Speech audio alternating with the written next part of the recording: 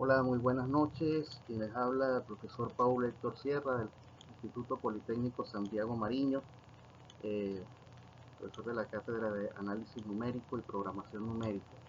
El día de hoy, 23 de enero del 2025, se está grabando la clase correspondiente a métodos de diferenciación e integración numérica.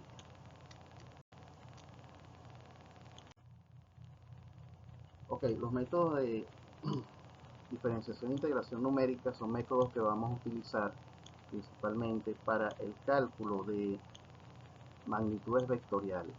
En este sentido, vamos a comenzar a trabajar con lo que llamamos el operador Nabla, un operador matemático que nos permite entonces vectorizar una función matemática y expresar la misma entonces en función de un campo físico. Ello nos permite entonces establecer el significado físico de lo que es un gradiente en un campo escalar, el significado físico de la divergencia en el campo vectorial y el significado físico del rotacional en el campo vectorial. ¿Okay? Los métodos para el cálculo, en este caso, como les decía antes, vamos a estar utilizando el operador Nabla y podemos observar que en el caso del gradiente, el operador nos permite transformar un campo, una función escalar en una función vectorial, mientras que cuando trabajamos con los campos vectoriales, el operador nos va a permitir obtener un resultado de tipo escalar, ¿okay? Que es el caso de la divergencia y el rotacional, el cual lo vamos a estar viendo más adelante.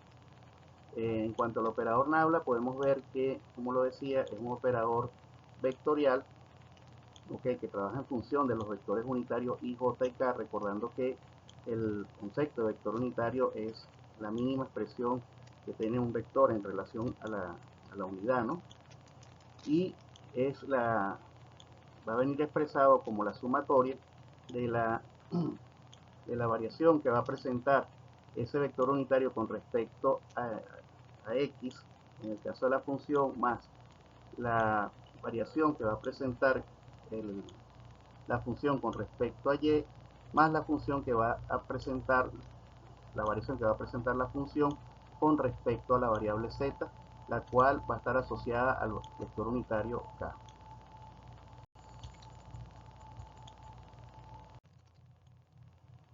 Ok, entonces cuando hablamos de un campo escalar estamos hablando de una función a la cual se le asigna un valor escalar a cada punto de un espacio dado. En otras palabras, en cada ubicación dentro de ese espacio hay un número que representa alguna propiedad física como la temperatura, la presión o la densidad. Sin embargo, este campo no va a estar asociado inicialmente a un vector. Como pueden observar en la ecuación que aparece abajo, tenemos una función compuesta por tres variables, x, y, z. En este caso pueden observar que la función solamente está representada por las variables algebraicas x, y y z, lo cual nos permite calcular cómo es la variación de la pendiente en relación a las diferentes variables que conforman la función. Para convertir este campo escalar en un campo vectorial es necesario utilizar entonces el operador Nabla.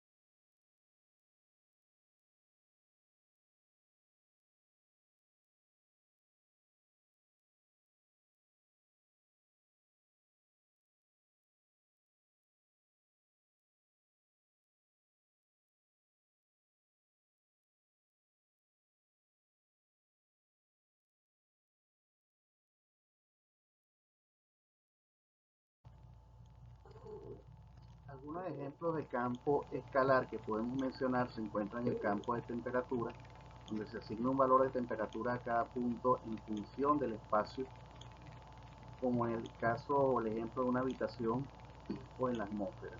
¿Okay? Tenemos los campos de presión que son utilizados en fluidos, donde cada punto tiene un valor de presión asociado, como es el caso del aire en la atmósfera o el agua en un cuerpo líquido. Tenemos los campos de densidad, que representan la densidad de un material o sustancia en diferentes puntos con una distribución de la densidad, como es el caso del aire o del agua.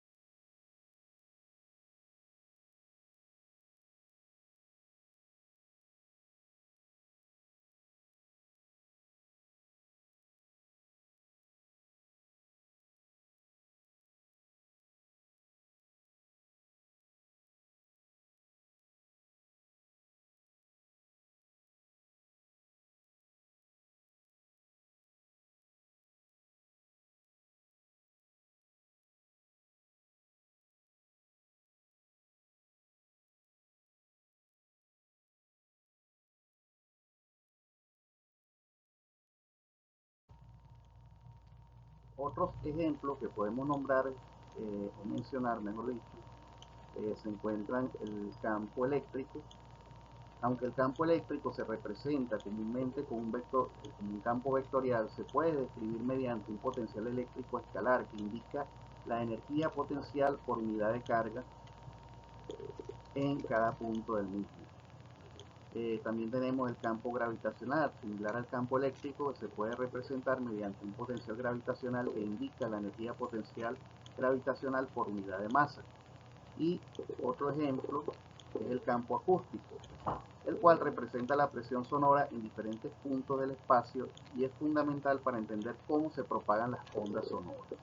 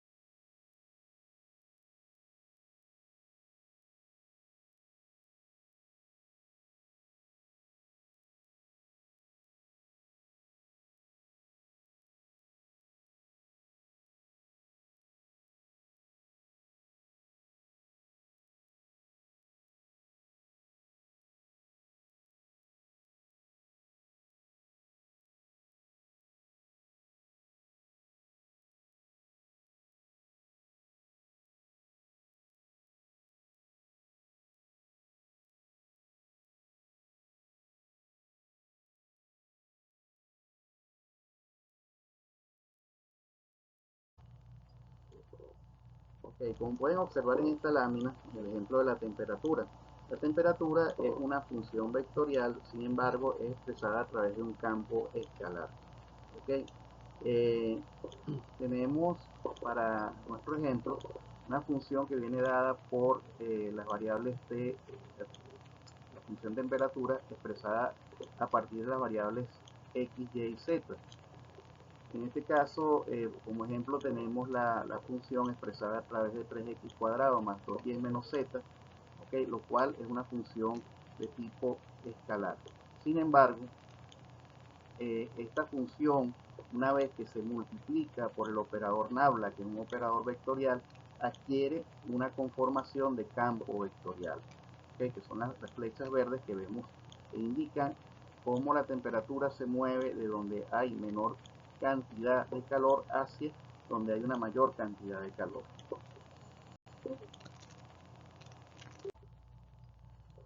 Esta variación vectorial es lo que vamos a llamar un gradiente.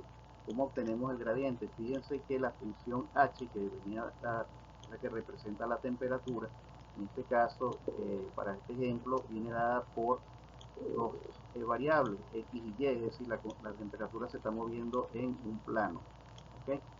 En este caso, la función está representada por la expresión 4 menos 3x cuadrado menos 3y cuadrado, la cual, una vez que se multiplica por el operador nabla, fíjense que la misma adquiere una función, adquiere una forma, mejor dicho, de tipo vectorial, porque ya queda multiplicada por el vector unitario y el vector unitario j, que son los vectores asociados a las coordenadas x y las coordenadas y. Si tuviésemos el caso de que hubiese una tercera variable como z, debería aparecer el vector unitario k. Fíjense entonces que lo que hicimos fue simplemente evaluar la variación de la función con respecto a x sumada a la variación de la función con respecto a y, y una vez multiplicado por los vectores correspondientes, vectores unitarios, nos queda finalmente la expresión menos 6x y menos 6yj. Por lo tanto, pasamos de la conformación de un campo escalar a un campo vectorial, que es lo que caracteriza la función de gradiente.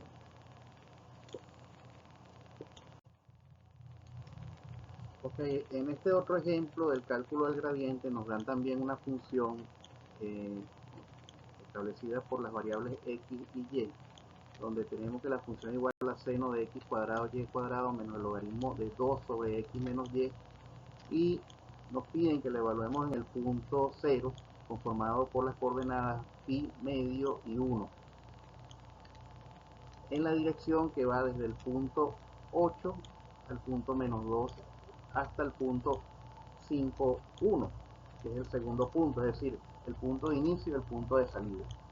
Ok, entonces lo que hacemos es aplicar en este caso, la fórmula de gradiente, donde tenemos el operador nabla multiplicado por una función escalar, como lo habíamos visto.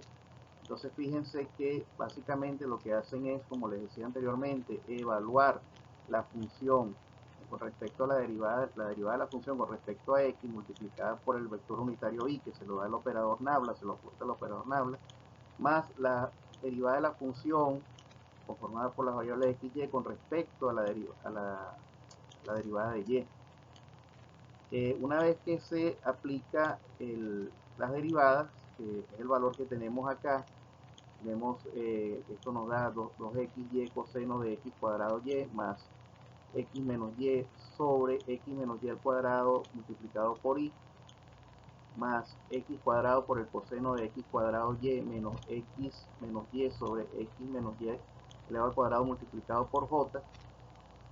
Procedemos a evaluar el resultado obtenido en el punto que nos están pidiendo, que sería pi medio y 1.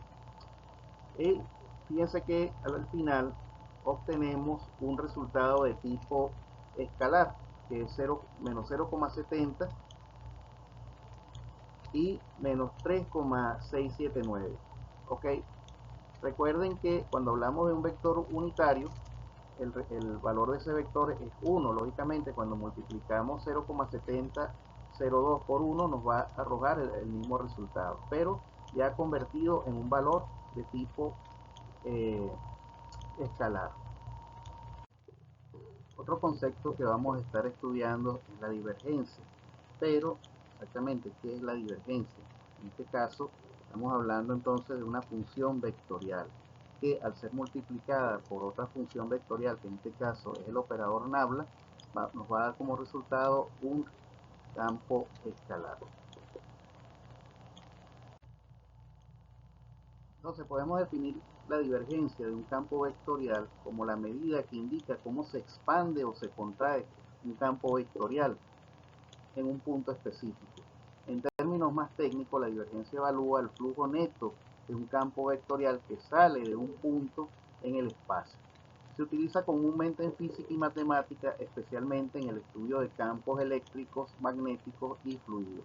Matemáticamente, la divergencia se representa como el producto del operador nabla por una función, en este caso identificada acá como f, o sea, una función vectorial donde nabla es un operador de divergencia, se le llama operador de divergencia, y f es el campo vectorial.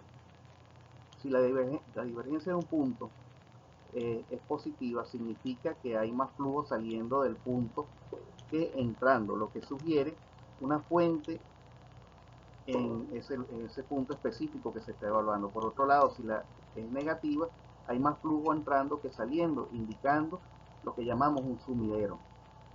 ¿Okay? En la gráfica que estamos observando, podemos ver cómo se expresa la divergencia a través de la multiplicación de un operador nabla, que es un operador eh, relacionado al vector unitario, por, en este caso, un campo vectorial, obteniendo como resultado un campo escalar. Ok, en la siguiente gráfica podemos observar entonces lo que decíamos, lo que mencionábamos en la gráfica anterior. Okay, cuando la divergencia es positiva, okay, ustedes ven cómo los vectores entonces salen, okay, van hacia la parte externa del campo. Okay, mientras que cuando la divergencia es negativa, los vectores se dirigen hacia el centro del campo, que es lo que se llama un sumidero. Okay, cuando no tenemos una orientación hacia el centro, ya sea de salida o de entrada, decimos que la divergencia es nula.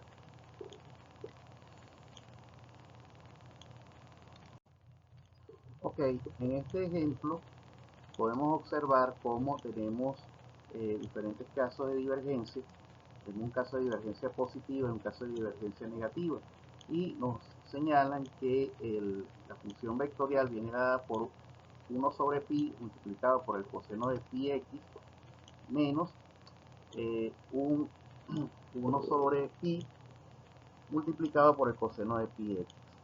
Cuando estas funciones son multiplicadas por el operador nabla y evaluadas en base a la variación con respecto a x y respecto a y, vemos cómo entonces, como les comentaba antes, partimos de un operador vectorial y llegamos a un resultado de tipo escalar.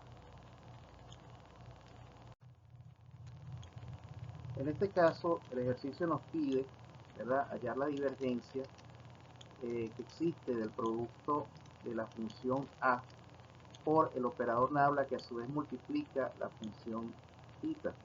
Okay, la función a viene dada por la expresión 2x a la 4 menos 3y por z más x por z al cuadrado, mientras que la función θ viene dada por 2z menos x al cubo por y. Okay, y nos piden que encontremos el resultado evaluando el punto 1 menos 1, 1. Fíjense que en este caso la función que está afectada por el operador nabla en este caso es θ, ¿okay?, la cual es la que es aplicada la norma del operador. Y entonces, como lo vemos acá en el del lado izquierdo, vemos que lo que se hizo fue la respectiva diferenciación de cada una de las variables con respecto, o de la función θ con respecto a cada una de las variables. En este caso, lógicamente la variable, fíjense que aparecen las tres variables, por lo tanto se utiliza el vector unitario k. ¿Okay? Finalmente pasamos a la parte derecha, donde multiplicamos entonces la expresión A por el resultado obtenido de derivar θ con respecto, o la función θ con respecto a cada una de las variables, y finalmente hacemos la sustitución y fíjense que llegamos también a un resultado de tipo escalar. En este caso es igual a 5.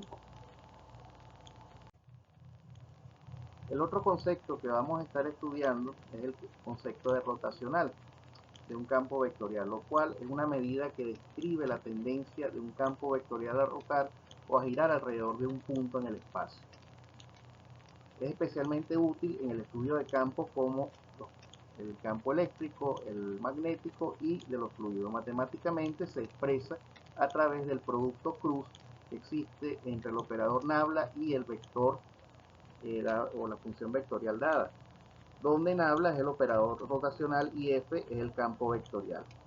El resultado del rotacional es otro campo vectorial que indica la dirección y la magnitud del giro en cada punto del campo original. En este caso,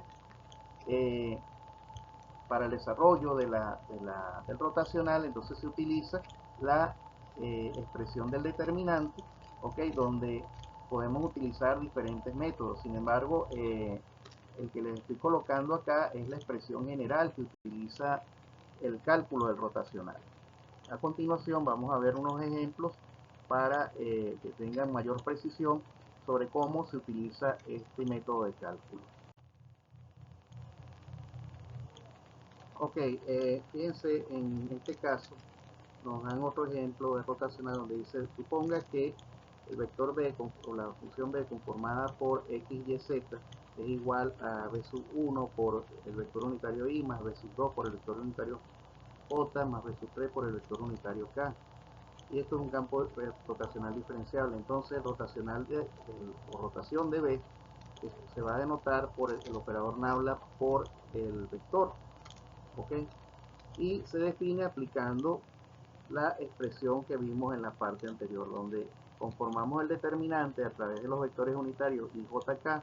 En el centro se establece el operador nabla, en este caso las variaciones de la función con respecto a la derivada de x, y, z, y en la última fila del determinante se establecen, en este caso, las unidades de la función vectorial, que serían b1, b2, b3, quedando en este caso, quedando así la expresión que vemos al final, que es la derivada de b3 con respecto a y menos la derivada de b2 con respecto a z multiplicado por el vector unitario y más la derivada de b1 con respecto a z menos la derivada de b3 con respecto a x multiplicado por el vector unitario j más la derivada del vector b2 con respecto a x menos la derivada del vector b1 con respecto a y por el vector unitario k. Ok, entonces en este primer ejemplo podemos observar que nos dan un campo de velocidades expresado a través de menos y, que es el vector unitario, más xj, que es el vector unitario también de y. Aplicando entonces el determinante, lo que hacemos es bloquear, ¿verdad? El vector que nos interesa, que en este caso es, como nos interesa calcular en base a i y j, hacemos el bloqueo con respecto a acá. ¿Okay? Recuerden que como es un producto cruz, si yo giro, voy a hacer el giro desde la posición y desde donde está el vector unitario y hacia donde está el vector unitario j, por la regla de la mano derecha nos va a dar siempre el vector resultante de manera perpendicular, que en este caso es k. ¿Okay? Entonces nos queda que esto va a ser igual a la derivada de x con respecto a la derivada de la función con respecto a x menos la derivada de la función con respecto a y menos y multiplicado por el vector unitario k, lo cual nos va a dar como resultado 2k. ¿Okay? Ok, en este nuevo ejemplo, fíjense que es muy parecido al anterior, solo que en este caso la coordenada y vale 0, ¿okay? Ya que estamos hablando de un vector de tipo perpendicular. Por lo tanto, fíjense que el resultado obtenido en este caso es menos k.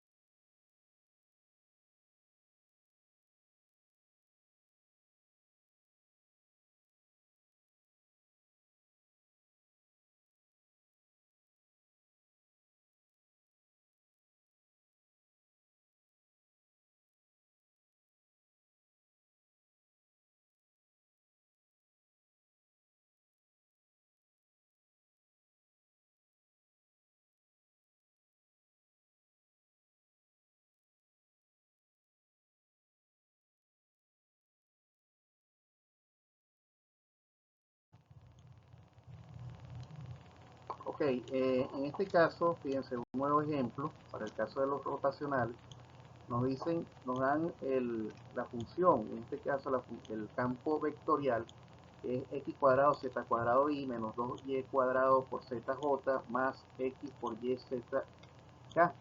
Y nos piden que encontremos el rotacional y lo evaluemos en el punto 1 menos 1, 1. ¿Okay? En este caso, procedemos entonces a conformar el determinante, que sería en la primera fila estarían los vectores unitarios y jk, en la segunda fila estarían los componentes del operador nabla, que serían el, las derivadas de la función nabla con respecto a cada uno de los componentes de la función vectorial, que serían x, y, z, y finalmente tenemos los componentes de la función vectorial propiamente que nos dan al inicio. Fíjense que aplicando las normas que vimos o la distribución que vimos en el ejemplo anterior, obtenemos las diferentes derivadas parciales, las cuales finalmente cuando las evaluamos la función en los puntos 1 menos 1, 1, vamos a obtener como resultado del rotacional el vector 2i más j. Ok, vamos a comenzar entonces a ver lo que serían los métodos de integración. En este caso vamos a estar, integración numérica, en este caso vamos a estar explorando lo que es la regla de Simpson y la regla del trapecio. ¿Okay?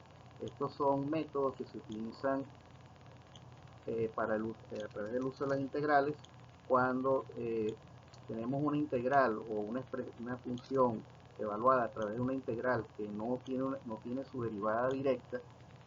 Podemos utilizar este método como un método de aproximación numérico para calcular el área bajo la curva que pueda estar describiendo el comportamiento de una determinada función.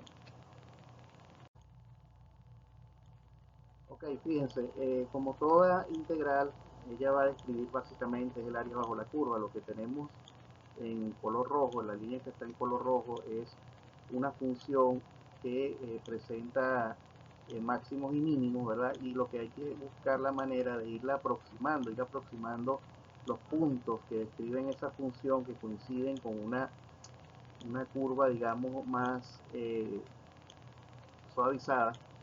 Y al igual que cuando vimos en matemática 2 el método de Simpson, se aplica la misma metodología. Se toma el área bajo la curva y se divide en diferentes, lo vamos a dividir en diferentes, n número de divisiones dentro del intervalo que corresponde a esa área, en este caso x sub 0, x sub n, y en la medida que aumenta el número de divisiones, tiende a aumentar la precisión o la disminución del error con respecto a la medida. Por ende, el área bajo la curva vendrá dada por la sumatoria, como lo expresa aquí la fórmula, la sumatoria desde i igual 1 hasta n medio, es decir, viene dada por la sumatoria de las diferentes áreas que estamos ubicando a través de los puntos que describe la función, que se aproximan o coinciden. Fíjense que son puntos que coinciden, la línea roja con la función descrita, okay, con la curva suavizada, terminando en n medio. En este caso, la fórmula que vamos a utilizar para el cálculo del área bajo la curva, en este caso vamos a utilizar la fórmula de eh, un tercio de h. Viene dada por y sub 0 más 4 veces y sub 1 más y sub 2. En el caso del área 1, el área 2 estaría descrita por un tercio de h de y sub 2 más 4 veces y sub 3 más y sub 4. Y el área 3 estaría conformada por h, un tercio de h de y4 más 4 veces y sub 5 más y sub 6. Ok, fíjense que entonces cuando se siguen sumando las áreas hasta que llegamos a sub n, que es un área, el área final, la cual dividimos entre 2, va a venir dada por h tercio, que es y menos n2, más 4 veces y menos n1 más y. Finalmente, esto se resume en que la fórmula completa va a venir dada por h tercio, que multiplica, en este caso, la agrupación de los extremos. Llámese los extremos, la evaluación de la función en el punto inicial y la evaluación de la función en el punto final, más 4 veces los valores impares, que es lo que representa la i, sumado 2 veces los valores pares. ¿Ok? Entonces, simplemente lo que hacemos es que en función del número de divisiones que le demos a la curva, vamos a identificar cuáles valores están dentro de lo que representan los extremos, cuáles valores están dentro de lo que representan los valores impares y cuáles valores están evaluados dentro de los valores pares. Y vamos a hacer la sumatoria en función de los resultados obtenidos de las características de estos valores.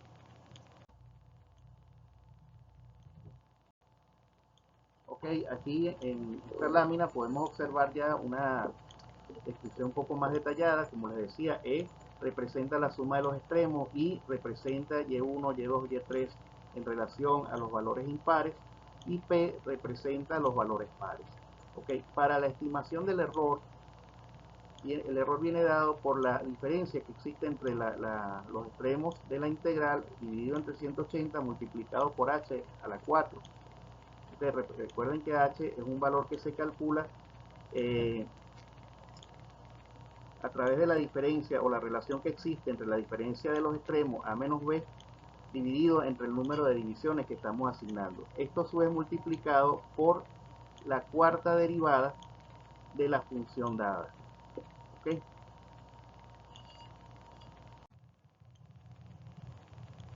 Aquí tenemos un primer ejemplo, nos dan una tabla donde nos dan los valores de, en este caso, 1, 2, 3, 4 y 5, y nos dicen que los valores de y ya vienen dados por 21, 38, 62, 104 y 175.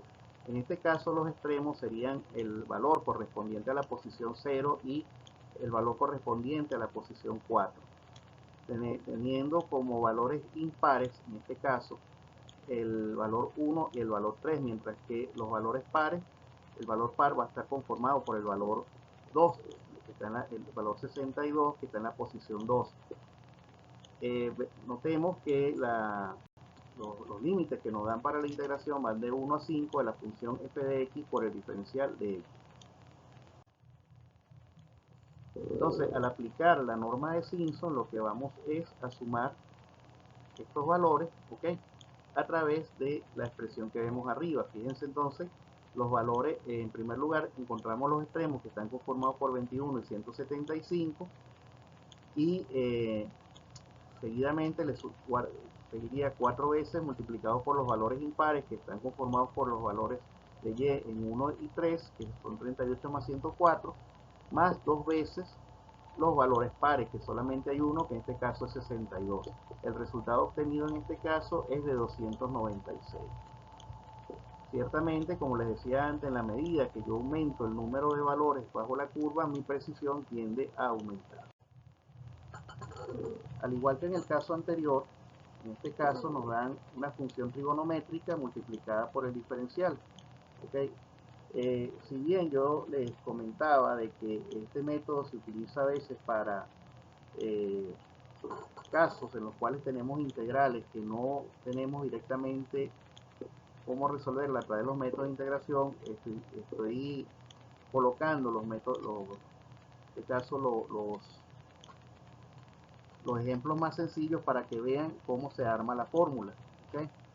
Pero lógicamente cuando vayan a aplicar esto tienen que utilizarlo en función del número de evaluaciones que hagan dentro de la función. Entonces dice considera la integral entre 0 y 1 del seno de x por el diferencial de x. Fíjense que tenemos entonces en este caso h es 0,25, ok, nos dan ya el valor de h. Entonces h quiere decir que en la medida que yo voy avanzando voy a ir subiendo, le voy a ir sumando 0,25 a cada punto. Entonces 0 más 0,25 me da el primer valor, que es 0,25, le sumo 0,25 me da 0,5, le vuelvo a sumar 0,25 me da 0,75 hasta llegar a 1, y posteriormente lo que se hace es aplicar la fórmula para obtener el resultado. Es un método bastante sencillo, directo. Sin embargo, recordando también de que en algunos casos hay que hacer primero la evaluación de la función antes de aplicar la fórmula. Ok, fíjense acá, en este caso, bueno, ya se expresa el resultado, que es 0.4596. Cuando hagan los cálculos, por favor, traten de utilizar unos 4 decimales. Ok, en este ejemplo, fíjense, estamos hallando es el error de la función. Nos dan también una nueva función que es la integral de 0 a 5 de x más 1 elevado a la 5 por el diferencial de x, para ser resuelta por el método de Simpson. En este caso, el error que nos piden es que el mismo debe ser menor a 0.01, ok, o al 1% en este caso. Como les decía antes, el error se calcula, primero tenemos que calcular hasta la cuarta derivada, ¿ok? Sacamos la cuarta derivada, que es f elevado a la 4, multiplicado, eso se multiplica por h, en este caso no nos lo están dando. Recuerden que h es el número, es la relación que existe entre los límites de integración y la cantidad de divisiones que yo utilizo para aumentar la precisión. Y aplicamos la fórmula que vemos arriba para calcular el error. Entonces 5 menos 0 me da 5 sobre 180, que es una constante, multiplicado por h a la 4 por el valor obtenido en la cuarta derivada, ¿okay? La cual es evaluada en 5 porque es el valor máximo que obtiene, que tiene el intervalo. Fíjense, esto tiene que ser menor a 0,01 para ser admisible el error. Entonces finalmente tenemos h a la cuarta, tenemos 0,005, la cual cuando sacamos la raíz cuarta de ese valor nos debe dar 0,1453.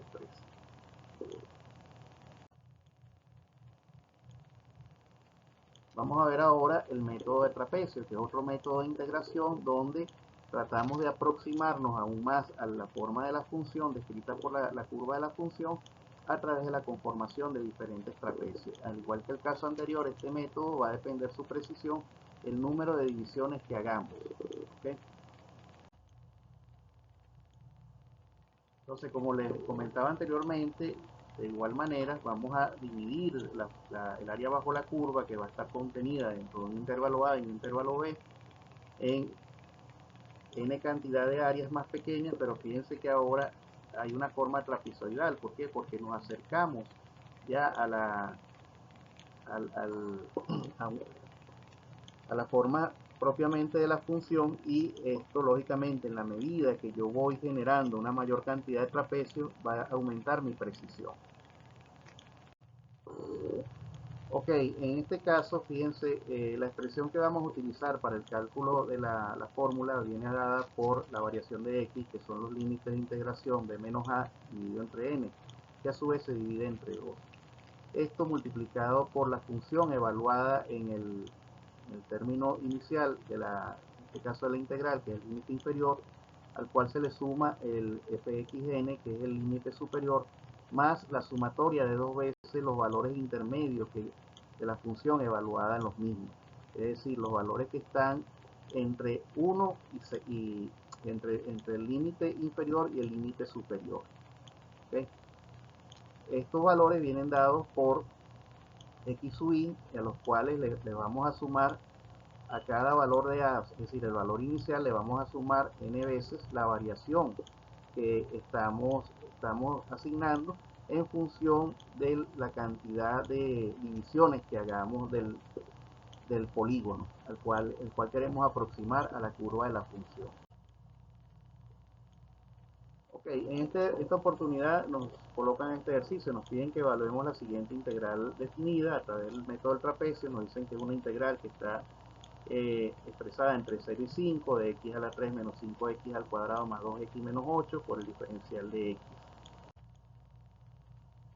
Entonces tenemos que la curva que describe esta integral es la que les muestro a continuación. Fíjense que los límites siguen entre 0 y 5. Okay, la línea blanca es el comportamiento de la función y lo que estamos tildando con el rayado rojo son las áreas que describe dicha función o que se obtienen de la separación de las diferentes áreas parciales dentro del intervalo que se expresa esa función.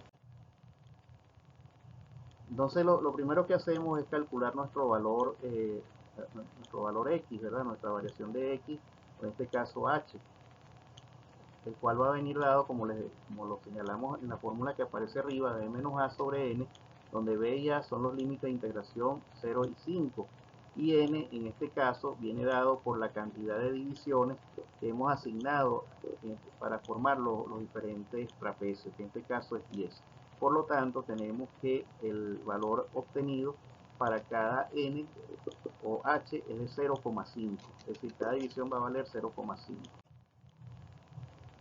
Entonces, para el cálculo de los diferentes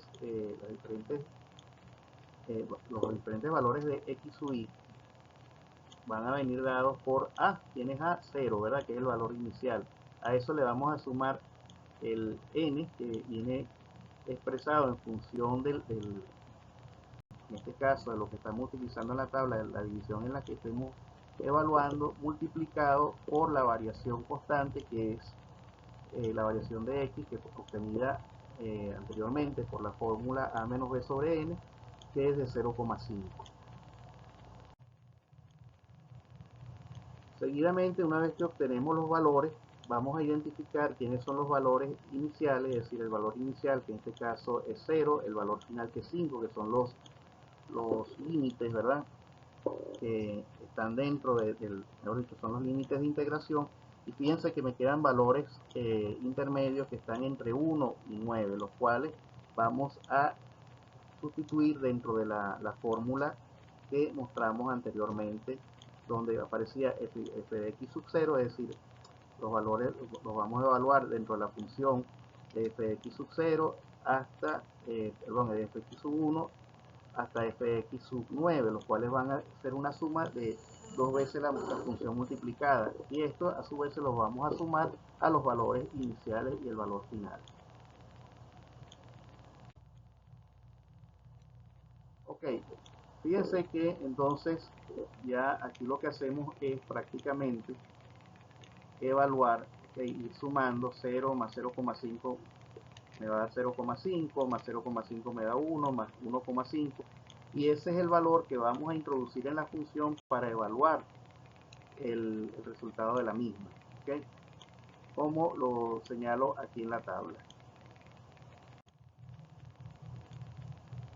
Entonces ya esto que vemos acá es la tabla resumen con los resultados, donde podemos observar que los valores, el valor inicial me da 8 una vez evaluado en la función, y el valor final me va a dar 18, quedando la sumatoria de los valores centrales como 13,875. ¿Okay? Los cuales son los valores que vamos a utilizar para aplicar en la fórmula, obteniendo así un resultado final de 13,4375 unidades de área.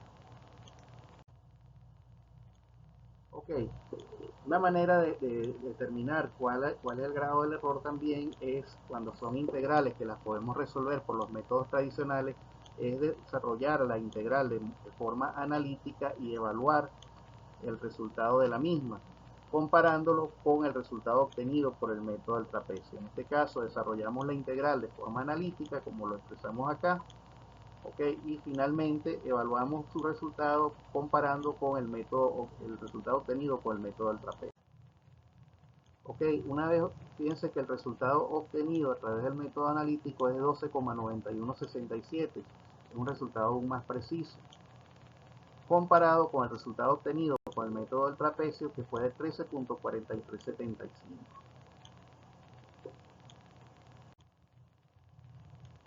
Ahora vamos a ver qué sucede con, hay un error evidentemente porque hay una diferencia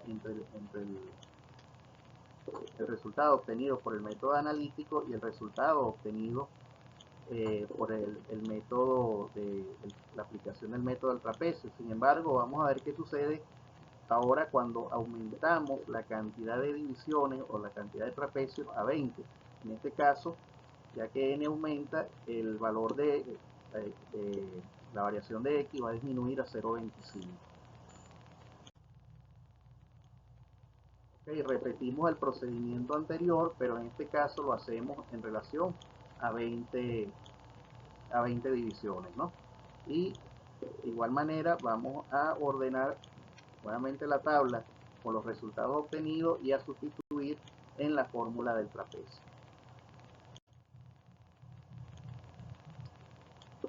Ok, nótese entonces que el resultado obtenido por la fórmula del trapecio es de 13,0468, que comparado con el resultado analítico de 12,9166, que aún sigue existiendo un error, pero ya baja considerablemente en relación al que estaba expresando el resultado obtenido con el número de divisiones igual a 10. Y en este caso voy a colocar solamente el resultado, pero esto lo hice con la computadora y fíjense que ya baja, ok, considerablemente el error. Estamos hablando de 12,9121 que son obtenidos con 100 divisiones y 12,9166 que se obtiene a través del método analítico. Conclusión: en la medida que aumenta la cantidad de divisiones, el resultado tiende a ser más preciso porque lógicamente disminuimos la cantidad del error que se está cometiendo. Bueno, esto es lo que tenía para ustedes. Gracias por su atención. Voy a colocar entonces la evaluación que deben presentar como primera evaluación del tercer corte. En este caso no se va a evaluar la parte de diferenciación, eso lo vamos a evaluar para el siguiente examen, ok. Solamente voy a evaluar la parte de multiplicadores de Lagrange, la parte de la parte de diferencias divididas de Simpson y los métodos de integración.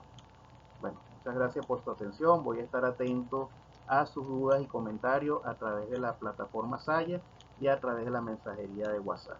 Gracias. Habló para ustedes Paul Héctor Sierra. Hoy es 23 de enero del 2025.